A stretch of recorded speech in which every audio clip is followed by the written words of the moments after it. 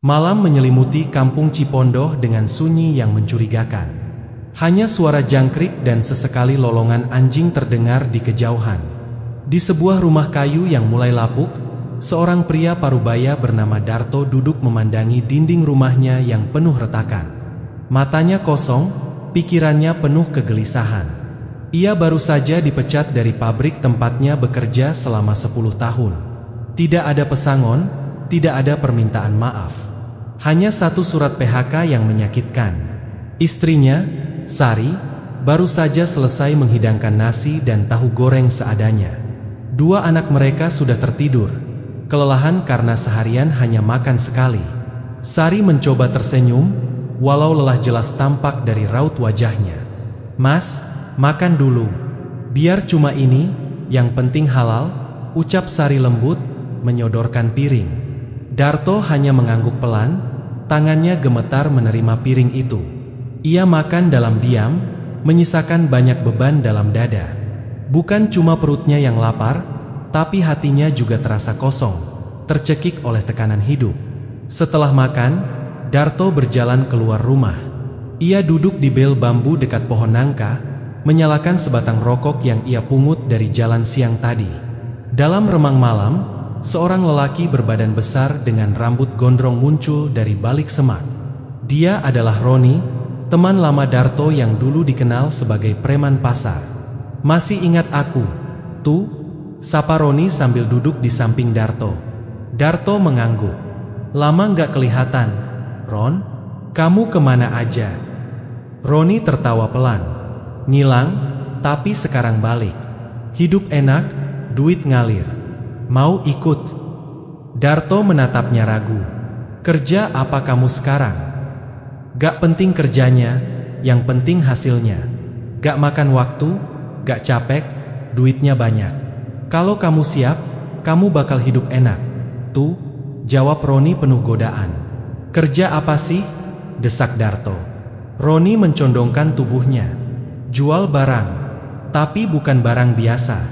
Barang panas, tuh. Tapi untungnya, Masya Allah, sehari bisa 1 juta, 2 juta. Darto menelan ludah. Hatinya berkecamuk. Tawaran itu bagaikan air di tengah padang pasir, tapi hatinya masih diliputi rasa takut. "Mikir dulu, Ron. Aku belum siap." Roni tersenyum sinis. "Hidup ini cuma buat yang berani. Tuh, kalau kamu terus miskin, anakmu yang bakal jadi korban. Besok sore aku balik. Pikirin baik-baik." Malam itu Darto tak bisa tidur. Ia melihat wajah anak-anaknya yang tidur berselimut kain tipis. Perut mereka kempis, badan kurus. Ia memikirkan kata-kata Roni, dan pelan-pelan suara nuraninya mulai kalah oleh rasa takut dan lapar. Keesokan harinya, Darto masih bergumul dengan pikirannya. Saat matahari mulai tenggelam, Roni datang kembali, kali ini membawa sebuah tas kecil. "Gimana, tuh?" tanya Roni langsung. Darto menarik napas dalam. "Aku ikut." Wajah Roni langsung sumringah. Ia menyerahkan tas itu pada Darto. "Isinya cuma bungkusan. Antar aja ke alamat ini," katanya sambil menyodorkan secari kertas. "Beresin, kamu dapat 500.000. Tanpa banyak tanya, Darto menyanggupi. Malam itu ia naik angkot, lalu menyambung ojek ke sebuah rumah di daerah perbatasan kota. Ia menyerahkan tas, lalu menerima amplop berisi uang tunai. Ketika pulang, Darto menyelipkan amplop itu di bawah kasur. Istrinya heran melihat wajahnya berseri, tapi ia tak menanyakan apa-apa. Darto hanya berkata ia kerja harian bantu teman. Hari demi hari, Darto makin dalam terlibat. Awalnya ia hanya kurir, tapi kemudian diminta menyimpan barang di rumahnya. Roni memberi imbalan besar, bahkan membelikan Darto sepeda motor bekas agar lebih mudah beroperasi. Hidup Darto mulai berubah. Ia mampu membeli beras, lauk pauk, bahkan televisi baru. Anak-anaknya kembali ceria. Sari pun heran tapi bersyukur. Namun, setiap malam Darto merasa gelisah.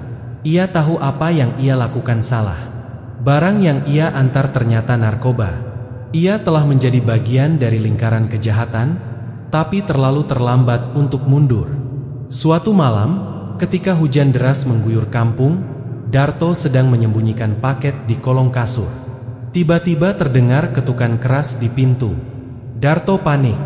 "Pak Darto, polisi, buka pintu!" Terdengar suara dari luar. Sari berteriak histeris. Darto mematung. Tak ada jalan keluar. Brak! Pintu didobrak. Polisi bersenjata lengkap menyerbu masuk dan langsung menggeledah rumah.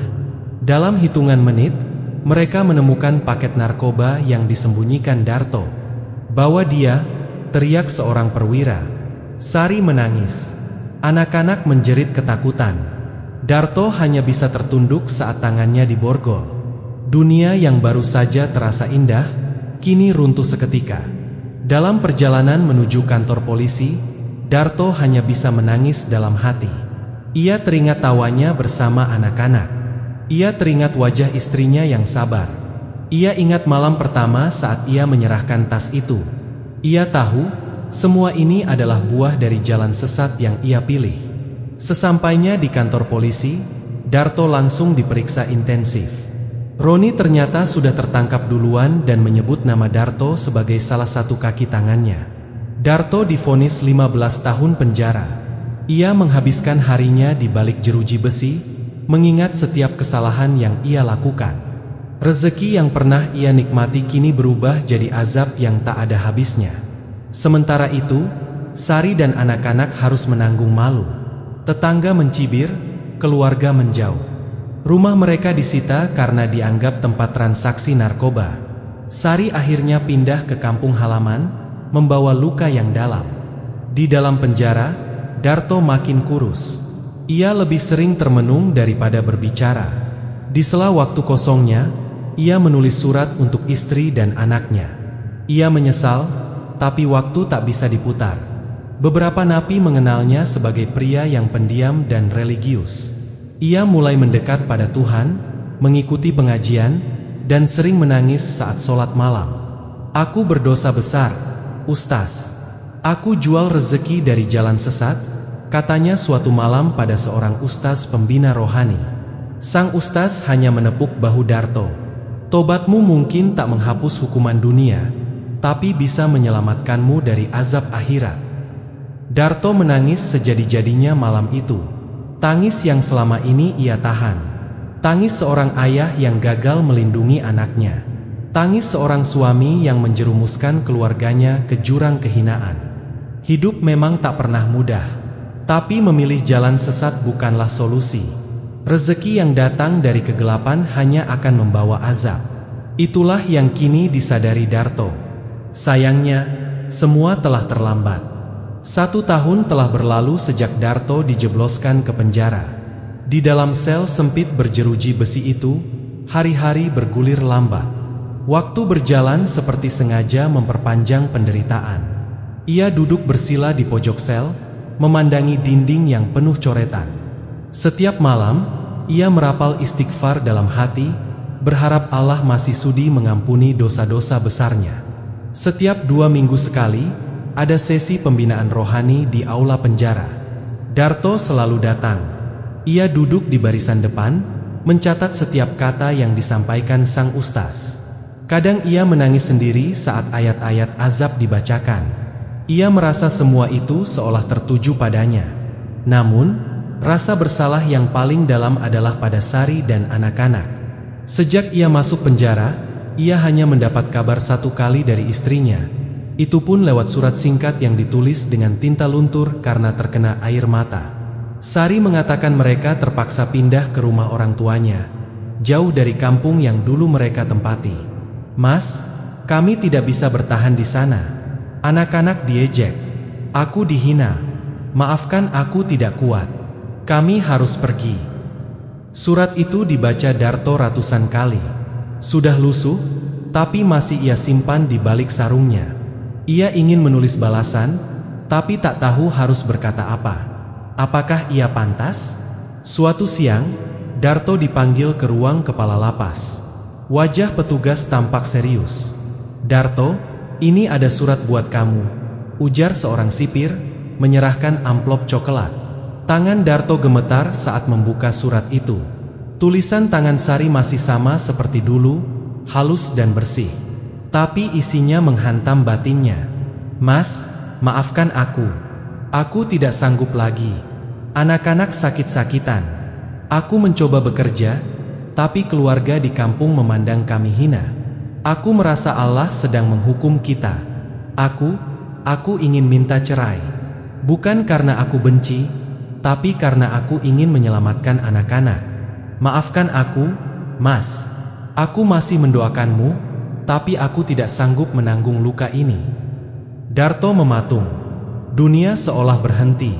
Surat itu jatuh dari tangannya, dan ia terduduk lemas di lantai. Seorang petugas mendekat, membantu Darto berdiri. "Kamu mau istirahat dulu di ruang perawatan?" tanya sipir dengan lembut. Darto hanya menggeleng. Ia kembali ke selnya tanpa berkata apa-apa. Sesampainya di dalam, ia sujud lama. Tubuhnya gemetar hebat, air mata membasahi lantai. "Ya Allah, apakah ini bagian dari azab MU? Jika iya, aku menerimanya.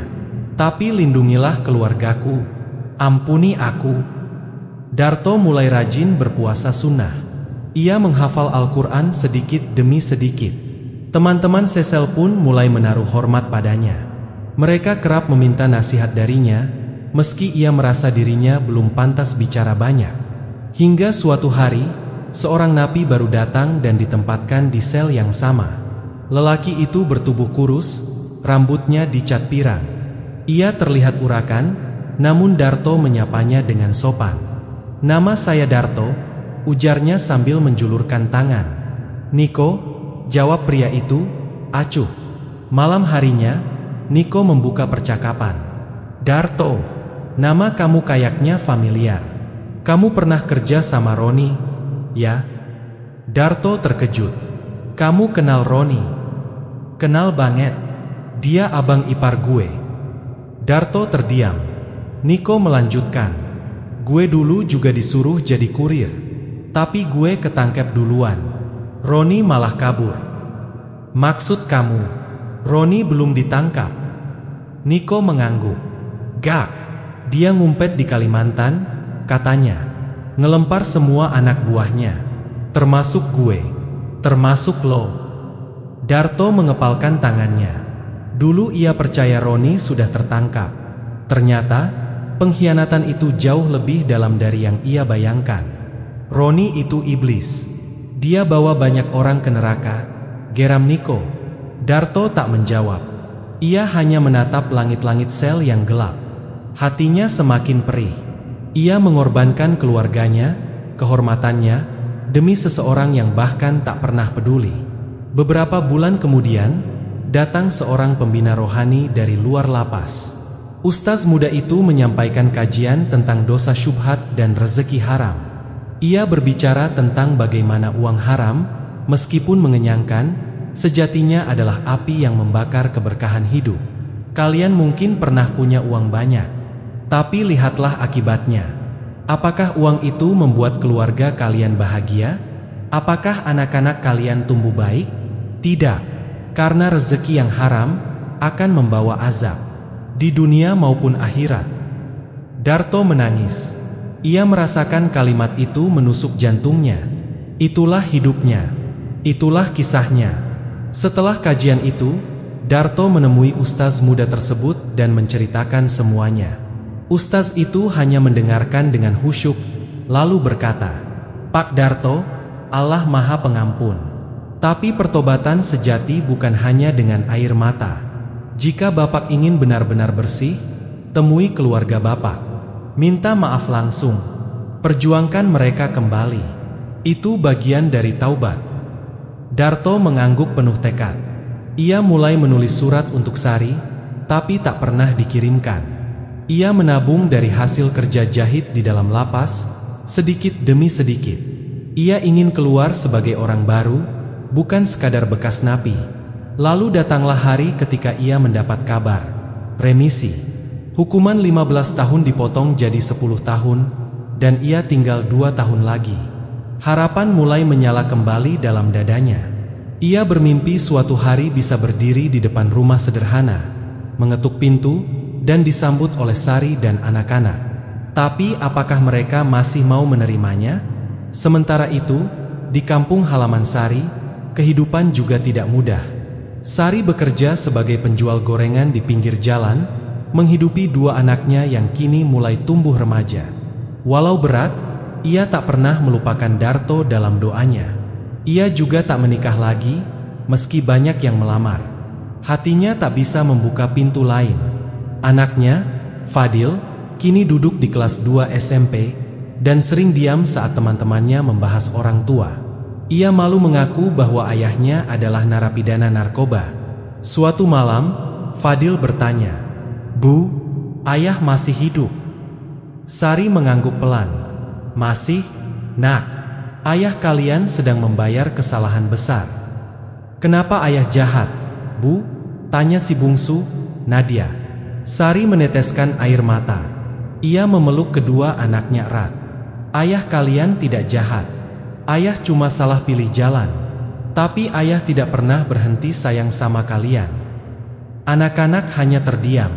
Tapi benih pengertian mulai tumbuh. Mungkin di masa depan mereka bisa memaafkan. Di penjara, Darto kembali menulis surat. Kali ini, ia berani mengirimkannya. Surat itu berisi permintaan maaf yang panjang, diselingi doa dan harapan agar suatu hari ia bisa melihat anak-anaknya tumbuh dewasa. Ia tidak berharap Sari menerimanya kembali. Ia hanya ingin dimaafkan. Sari menerima surat itu seminggu kemudian. Ia membacanya dengan berlinang air mata. Ia tak langsung membalas, tapi ia mulai membuka hati kembali. Setiap malam, ia mendoakan suaminya, mendoakan agar Allah memberinya kesempatan kedua. Darto tak tahu apa yang menanti setelah keluar dari jeruji. Tapi satu hal yang ia pelajari, rezeki yang datang dari jalan sesat akan membawa azab yang panjang. Azab bukan hanya hukuman fisik, tapi kehancuran keluarga, kehilangan kepercayaan, dan luka batin yang tak bisa diobati dengan uang. 2 tahun terakhir di penjara dijalani Darto dengan penuh kesabaran. Setiap detik ia isi dengan taubat, ibadah, dan kerja. Ia tak ingin waktunya terbuang percuma. Semua tenaganya difokuskan untuk memperbaiki diri dan bersiap menyambut kehidupan baru. Tanggal pembebasannya akhirnya tiba. Hari itu, Darto berdiri di gerbang lapas dengan pakaian lusuh dan sebuah tas kecil berisi Al-Quran, buku catatan, dan beberapa baju pemberian yayasan. Tak ada yang menjemputnya, tapi Darto tak kecewa. Ia tahu, untuk kembali ke pelukan keluarga, ia harus menempuh jalan panjang yang penuh duri. Ia melangkah menuju terminal kota kecil, menaiki bus antar kota dengan sisa uang hasil menabung. Di dalam bus, wajah-wajah asing menatapnya tanpa tahu siapa dia. Tapi Darto merasakan sesuatu yang belum pernah ia rasakan dulu, kebebasan yang benar. Bukan kebebasan untuk berbuat dosa, tapi untuk memilih yang benar. Sesampainya di kota kelahiran Sari, ia berhenti sejenak di masjid terdekat, mengambil wudhu, lalu sholat duha. Dalam sujud panjangnya, ia berdoa, "Ya Allah, jika mereka masih menerimaku, jadikan aku suami dan ayah yang lebih baik. Jika tidak, cukup beri aku kekuatan untuk tetap berada di jalan MU." Darto berjalan kaki menuju rumah mertua yang dulu menjadi tempat pelarian Sari dan anak-anaknya. Rumah itu masih sama, berdinding papan tua, namun tampak lebih terawat. Ia berdiri di depan pagar kayu, ragu mengetuk pintu. Dadanya berdegup keras. Tiba-tiba suara anak-anak tertawa dari dalam rumah terdengar. Darto memberanikan diri mengetuk. Sekali, 2 kali, sunyi. Tak lama kemudian, pintu terbuka. Seorang perempuan muncul. Wajahnya telah berubah, lebih tua dan lelah, tapi Darto mengenalnya dari sorot mata itu. Sari. Sari terkejut. Mulutnya terbuka, matanya melebar, namun tidak ada kata yang keluar. "Sari," Darto menunduk. "Aku pulang." Sari menatapnya lama. "Mas," suaranya nyaris tak terdengar. Anak-anak muncul dari balik tubuh ibunya. Fadil, yang kini menjelang SMA, menatap Darto dengan bingung. Nadia, si bungsu, bersembunyi di balik kain ibunya. "Ayah?" tanya Fadil ragu. Darto menatap anaknya. "Iya, Fadil. Ini ayah." Suasana menjadi canggung. Tak ada pelukan hangat. Tak ada air mata haru seperti dalam sinetron. Hanya kesunyian yang menggantung seperti kabut. Sari akhirnya berkata, "Mas, masuklah. Tapi jangan berharap semuanya akan langsung baik-baik saja." Darto mengangguk. "Aku tidak meminta itu. Aku hanya ingin meminta maaf dan menebus semuanya." Hari-hari pertama kembali ke rumah adalah ujian bagi Darto. Ia tinggal di gubuk kecil dekat rumah mertua, karena Sari belum siap tinggal satu atap. Anak-anak pun menjaga jarak. Fadil masih memanggilnya Pak, bukan Ayah. Nadia bahkan sering menangis jika Darto terlalu dekat. Tetapi Darto tak menyerah. Ia membantu Sari berjualan gorengan. Bangun lebih pagi, menggoreng pisang dan bakwan, membawa dagangan ke pinggir jalan. Kadang ditertawakan orang. "Bekas napi jualan gorengan," kata tetangga-tetangga sinis. Tapi Darto menerima semuanya. Ia tahu, ini harga yang harus dibayar. Suatu hari, Fadil dihina temannya di sekolah. "Bapak lu itu bandar narkoba, kan? Pantes miskin," ejek temannya. Fadil pulang dengan emosi membara. Ia marah pada Darto. "Kenapa ayah harus rusak masa depan kami? Kenapa dulu ayah pilih jalan haram?" Darto hanya diam. Tapi setelah Fadil berhenti berteriak, ia berkata, "Ayah tak bisa kembali dan mengubah masa lalu. Tapi ayah bisa jadi lebih baik hari ini, kalau kamu mau percaya." Fadil menangis. Bukan karena emosi, tapi karena bingung. Di satu sisi, ia malu. Di sisi lain, ia rindu sosok ayah. Waktu berjalan. Perlahan, Nadia mulai terbiasa memanggil Darto, "Ayah." Fadil mulai mengizinkan Darto mengantar ke sekolah. Sari pun mulai melembut, meski belum sepenuhnya membuka hati. Namun, ujian belum usai. Suatu malam, datang kabar buruk. Roni, bekas bos Darto, kembali ke kota. Ia masih menjalankan bisnis haramnya, dan kini lebih nekat. Beberapa orang mendekati Darto, mengajak bergabung lagi. "Lu orang lama, Tar. Nama lu masih dihormatin di lapangan. Kita butuh orang dalam. Duit banyak. Sekali jalan bisa 100 juta. Darto menolak mentah-mentah. "Aku sudah cukup disiksa," jawabnya tegas. Tapi penolakan itu berbuntut. Gerombolan Roni mulai meneror warung Sari. Dagangan mereka dilempar, pelanggan diancam. Suatu malam, rumah kecil tempat Darto tinggal dilempari batu. Sari panik. "Mas, kita harus lapor polisi." "Tidak, itu percuma. Kita lawan dengan sabar." Namun, ancaman itu makin menjadi.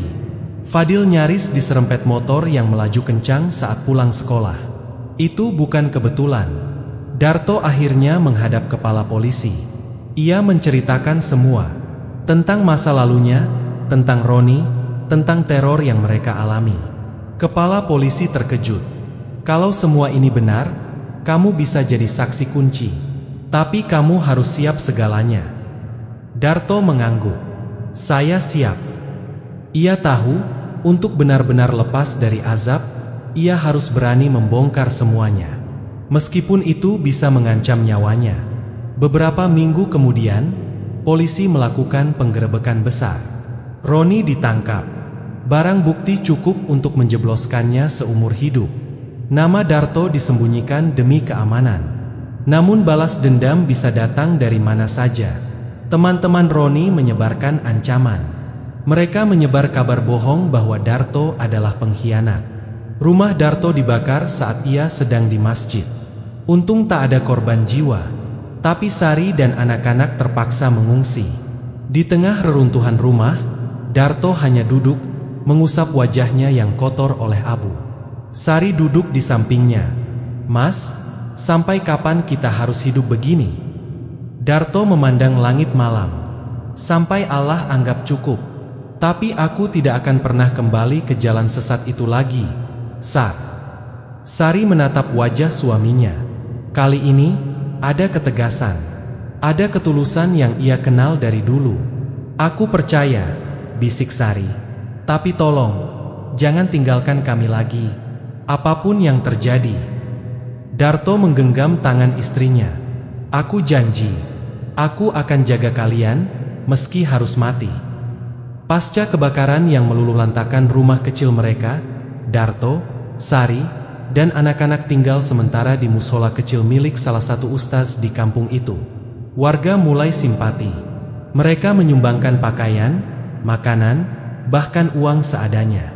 Perlahan, pandangan terhadap Darto mulai berubah. Orang-orang mulai sadar bahwa ia memang telah berubah. Meski dulunya adalah bandar narkoba, kini Darto menjadi simbol taubat sejati. Ia tidak hanya bertaubat, tapi juga berjuang menjaga taubatnya. Ia mengorbankan kenyamanan, bahkan nyawa, demi menyelamatkan keluarganya dari jerat dosa yang sama. Pihak kepolisian pun memberikan program perlindungan kepada Darto dan keluarganya. Mereka dibantu untuk pindah ke kota lain, dengan identitas baru dan kehidupan baru. Tapi Darto menolak. Aku tidak akan lari lagi. Selama ini aku sudah cukup lama lari dari tanggung jawab. Kini saatnya aku hadapi semuanya, seberat apapun. Keputusan itu justru membuat banyak pihak kagum. Sebuah yayasan dakwah lokal menawarkan Darto untuk bekerja sebagai pembina rehabilitasi narkoba. Ia menerima tawaran itu. Tak disangka, bekas pengedar narkoba itu kini menjadi mentor bagi para pecandu yang ingin kembali ke jalan Allah. Darto belajar bicara di depan umum. Suaranya tak sekeras pendakwah, tapi penuh bekas luka. Dan justru karena luka itulah, kata-katanya sampai ke hati. Ia sering berkata, "Dulu aku pikir rezeki itu yang datang cepat dan banyak. Tapi sekarang aku tahu, rezeki sejati itu datang dari arah yang halal, disyukuri, dan membawa berkah. Rezeki dari jalan sesat hanya akan mengundang azab, cepat atau lambat." Waktu berlalu. Rumah mereka dibangun kembali dengan bantuan banyak pihak. Sari membuka warung kecil. Fadil diterima di sekolah teknik favorit, dan Nadia mulai berani ikut kajian anak-anak di musola. Suatu malam, Darto duduk di beranda rumah, memandangi langit. Sari menyusul, membawa teh hangat. "Mas," kata Sari, duduk di sampingnya, "andai dulu aku tidak lari, mungkin kita sudah habis bersama. Dan andai aku tak jatuh sejatuh-jatuhnya, mungkin aku tak pernah kenal makna taubat," jawab Darto lirih. Hening. Angin malam menyapu rambut mereka perlahan. "Aku bersyukur, Mas," kata Sari akhirnya. "Kita memang melewati neraka, tapi kini kita tahu surga itu diperjuangkan." Darto tersenyum. Dan perjuangan itu belum selesai. Tapi setidaknya, kita tak sendiri. Ia memandang ke dalam rumah. Nadia tengah membaca Iqra. Fadil sedang membantu menyapu halaman. Rumah kecil itu mungkin tak mewah, tapi penuh cahaya. Cahaya dari taubat yang diterima, dan dari azab yang diubah menjadi pelajaran.